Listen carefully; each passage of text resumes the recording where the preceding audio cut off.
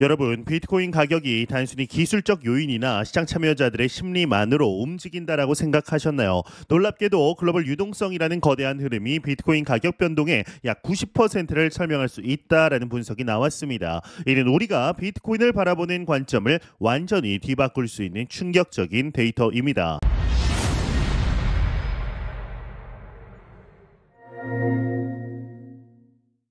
글로벌 매크로 인베스터의 창립자 라울 팔의 경우는 비트코인과 글로벌 M2 유동성, 즉 시중에 풀린 돈의 양이 거의 완벽한 상관관계를 보인다라고 밝혔습니다. 약 3개월 정도의 시차를 두고 이 두 지표는 마치 거울처럼 서로를 반영한다라는 건데, 현재 비트코인이 신고점을 향해 나아가는 긍정적인 흐름 역시 이 유동성의 힘이 크게 작용하고 있다라는 분석입니다. 라울 팔은 유동성이 비트코인뿐만 아니라 놀랍게도 나스닥 지수 움직임의 97%까지 설명한다라고 덧붙였습니다. 경기 침체에 대한 걱정, 지정학적 긴장감 고조, 그 외 여러 글로벌 스트레스 요인에도 불구하고 자산 가격이 상승하는 근본적인 배경에는 바로 이 보이지 않는 손, 즉 유동성의 증가가 자리 잡고 있다라는 것이죠.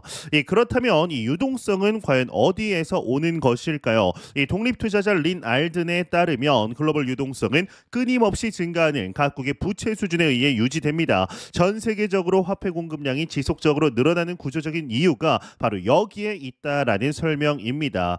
그러면서 또 이 유동성의 흐름이 항상 일정하게 확대되기만 하는 것은 아니라고 하는데요. 장기적으로는 증가하는 추세지만 단기적으로는 미 연준, 중국 인민은행 같은 거대 중앙은행들의 정책 방향이나 은행 담보 시장의 대출 규모 등 주요 변수들에 의해서 주기적으로 변동성을 보입니다. 이 최근 유동성이 다시금 꿈틀대는 이유는 무엇일까요? 일각에서는 세계 경제가 급격히 약화되고 있는 상황에서 비롯된 것으로 분석합니다. 중국 인민은행은 이미 시장의 돈을 풀기 시작했고, 미국 연준 역시 인플레이션 억제와 금융 시스템 안정화라는 두 가지 목표 사이에서 어려운 줄타기를 하고 있습니다. 그런데 여기서 한 가지 주목해야 할 변수가 등장합니다. 바로 미국 국채 수익률의 상승과 채권 시장의 변동성 증가입니다. 이러한 현상은 담보 부족 문제를 야기하면서 결과적으로 신용 환경을 긴축시키는 효과를 가져올 수가 있습니다. 이는 유동성 흐름에 예상치 못한 제동을 걸 수 있는 요인인데요. 이 캐피탈 워즈의 저자 마이클 하웰의 경우는 글로벌 유동성이 약 5년 단위의 주기를 보인다라고 분석합니다. 그리고 현재 우리가 경험하고 있는 이번 유동성 주기는 2026년 중반에 정점을 찍을 것으로 예상했습니다. 이는 곧 그 이후에는 유동성이 점차 둔화될 가능성이 크다라는 의미이기도 합니다. 특히나 흥미로운 점은 유동성 증가가 결국에는 불가피한 정책적 대응이 될 가능성이 높다라고 보면서 이러한 환경이 금과 주식, 주거용 부동산 그리고 비트코인 같은 자산에는 긍정적인 신호가 될 수 있다라고 강조합니다. 즉 돈이 풀리면 갈 곳을 찾는 자금들이 이들 자산으로 몰릴 수 있다라는 전망이죠. 이 하웰이 글로벌 유동성 주기와 이 비트코인의 반감기 주기가 유사한 시점에 정점을 나타낼 가능성이 있다라는 언급을 또한 하였습니다. 만약 이 두 개의 강력한 주기가 2026년 중반 내년 이맘쯤에 이제 조화롭게 나타난다라면 이 비트코인 가격 역사에 있어 매우 중요한 변곡점이 될 수 있다라는 분석이 나오고 있는 것인데요. 이러한 거시 경제적 흐름 속에서 이 국가 차원에서도 비트코인을 주목하는 움직임들 포착이 되고 있습니다. 대만의 이제 코주춘 입법 의원의 경우는 국가 비축 자산에 비트코인을 포함하자라고 공식적으로 이제 제안을 했습니다. 금이나 외환 보유고처럼 비트코인이 대만의 금융 회복력을 강화하는데 기여할 수 있다라는 주장인 것인데요. 이 코 의원은 대만이 수출 주도형 경제 구조를 가지고 있기 때문에 글로벌 인플레이션과 지정학적 리스크에 취약하다라고 지적하며, 이런 상황에서 비트코인이 새로운 형태의 안전자산 역할을 수행할 수 있다라고 강조했습니다. 현재 대만은 약 423톤의 금과 5,770억 달러 규모의 외환 보유고를 가지고 있으며 이 중 상당 부분이 미국 국채에 투자되어 있습니다. 만약 환율 변동성이 커지거나 지역적 갈등이 심화될 경우에 비트코인이 대만이 보유한 자산의 안정성을 한층 더 강화하는 역할을 할 수 있다라고 언급했습니다. 이는 비트코인이 단순한 투기 자산을 넘어서 국가 경제의 안정성을 위한 전략적 자산으로 고려될 수 있음을 시사합니다. 한편 리플의 최근 행보는 그야말로 시장의 모든 이목을 집중시키고 있습니다. 이 리플의 대규모 합병, 인수합병, M&A 전략이 마치 과거 일본 소프트뱅크가 보여주었던 거침없는 없는 투자와 생태계 확장 방식을 그대로 따르고 있다라는 분석이 코인텔레그래프를 통해 보도되면서 XRP와 자체 스테이블 코인 리플 USD를 중심으로 한 이 금융 제국 건설이라는 원대한 청사진이 드러나고 있는 겁니다. 이 리플은 단순한 파트너십을 넘어서 금융 시스템의 핵심 인프라를 직접 장악하려는 움직임을 보이고 있습니다. 그 대표적인 예가 바로 프라임 브로커리지 이 서비스 업체 히든로드 인수에 무려 12억 5천만 달러라는 천문학적인 자금을 쏟아부은 것입니다. 이는 단순히 돈을 많이 썼다라는 것을 넘어서 리플 USD를 기관 투자자들의 핵심 담보 자산으로 만들고 나아가 히든로드의 거래 시스템 운영 자체를 리플의 블록체인인 XRP 레저로 이전시키려는 그야말로 금융의 혈맥을 장악하려는 야심을 보여줍니다. 이 리플의 영토 확장은 여기서 멈추지 않습니다. 이미 디지털 자산 수탁 분야의 강자인 메타코와 스탠다드 커스터디를 품에 안으면서 기관 투자자들이 암호화폐 시장에 진입하는데 필요한 모든 관문을 리플 생태계 안으로 끌어들이고 있습니다. 이는 단순한 서비스 라인업 확장이 아니라 미래 금융시장에서 XRP와 리플 USD가 핵심적인 역할을 수행할 수 있는 강력한 기반을 다지는 작업입니다. 이 옴니 네트워크의 설립자 겸 CEO 이 오스틴 킹의 경우는 이러한 리플의 전략을 주저없이 소프트뱅크 방식이라고 명명합니다. 이 소프트뱅크가 야후와 알리바바라는 초기 투자의 대성공을 발판 삼아서 그 수익을 바탕으로 통신사 스프린트 그리고 반도체 설계 기업 ARM 등 전혀 다른 산업군의 핵심 기업들을 차례로 인수하며 누구도 넘볼 수 없는 거대한 비전 펀드 제국을 건설했던 것처럼 이 리플 역시 XRP와 리플 USD라는 두 개의 강력한 무기를 중심으로 금융 인프라 기업들을 공격적으로 인수하며 자신들만의 금융 생태계를 구축하고 있다라는 것입니다. 물론 일각에서는 이러한 소프트뱅크와의 비교가 다소 성급하다라는 신중론도 제기가 됩니다. 이 리플은 현재까지 금융 서비스와 블록체인 기술이라는 명확한 분야에 집중하는 모습을 보이는 반면 소프트뱅크는 그 투자 범위가 훨씬 더 광범위하고 때로는 예측 불가능한 영역까지 뻗어 있었다라는 점에서 분명한 차이가 있다라는 지적입니다. 하지만 리플이 보여주는 M&A 규모와 이 속도는 분명 과거 소프트뱅크의 초기 확장 단계를 떠올리게 합니다. 이 리플의 이처럼 공격적이고 야심찬 M&A 전략은 특히 최근 들어서 다소 우호적으로 변하고 있는 이 미국의 이 규제 환경 변화라는 중요한 배경 위에서 펼쳐지고 있다라는 점을 주목해야 합니다. 이 과거 리플은 미국 증권거래위원회 SEC와의 지루하고 소모적인 법적 분쟁으로 인해 사업 확장에 이 상당한 제약을 받아왔지만 최근 법원에서 일부 승소하는 등 규제 불확실성이 점차 거치고 있다라는 긍정적인 신호들이 포착되고 있는데요.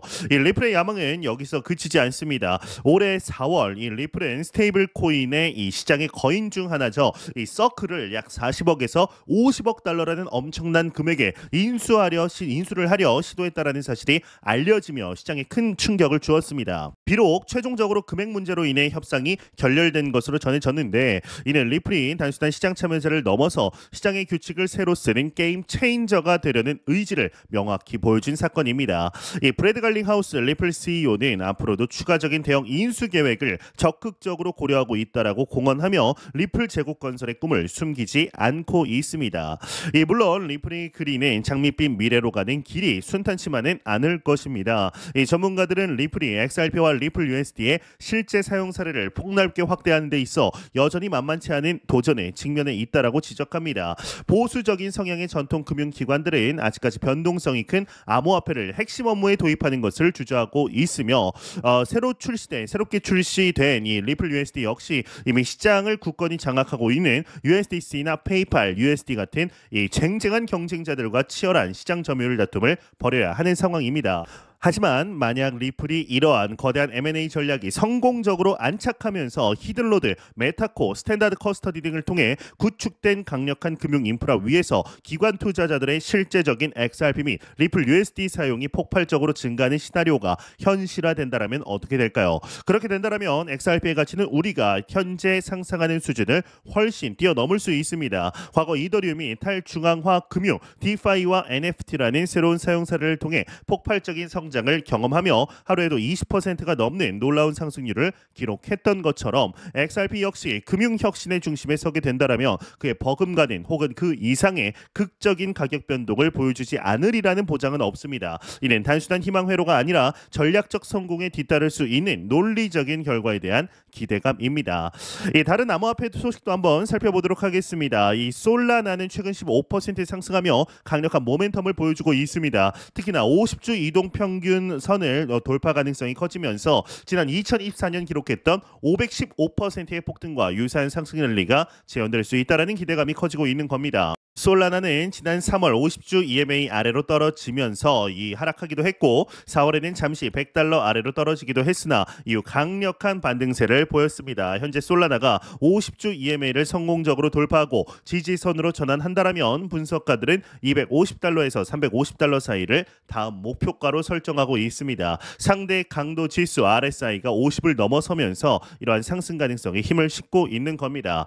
실제로 2023년 10월 이 솔라나는 50주와 100주 EMA를 돌파한 후에 지속적인 상승세를 보이며 무려 515% 급등한 바 있습니다. 현재 시장 상황에서도 비슷한 패턴이 반복될 가능성이 제기되며 만약 $180의 저항선을 뚫는다면 2025년 3분기까지 파라볼릭 랠리가 시작될 수 있다는 전망입니다.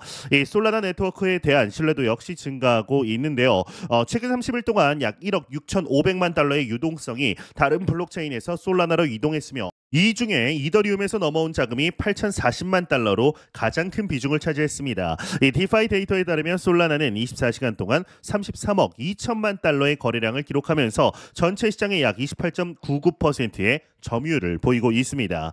한편 미국 정치권의 움직임 또한 이 암호화폐 시장에 중요한 변수가 되고 있다라고 볼 수가 있습니다. JD 벤스 미국 대통령이 오는 5월 28일 라스베거스에서 열리는 비트코인 2025 컨퍼런스에 참석해 연설할 예정입니다. 현직 미국 부통령이 디지털 자산 컨퍼런스에 직접 참석해 연설하는 것은 이번이 처음 있는 일이다라고 볼 수가 있습니다. 이 벤스 부통령은 지난 2024년 8월 재산 공개 보고서에서 최대 50만 달러 상당의 비트코인을 보유하고 있다라고 밝힌 바 있습니다. 다만 이번 행사에서 디지털 자산과 관련한 구체적인 정책 입장을 내놓을지는 아직 미지수입니다. 참고로 지난해 같은 행사에서 도널드 트럼프 대통령 후보가 연설자로 참석한 바가 있습니다.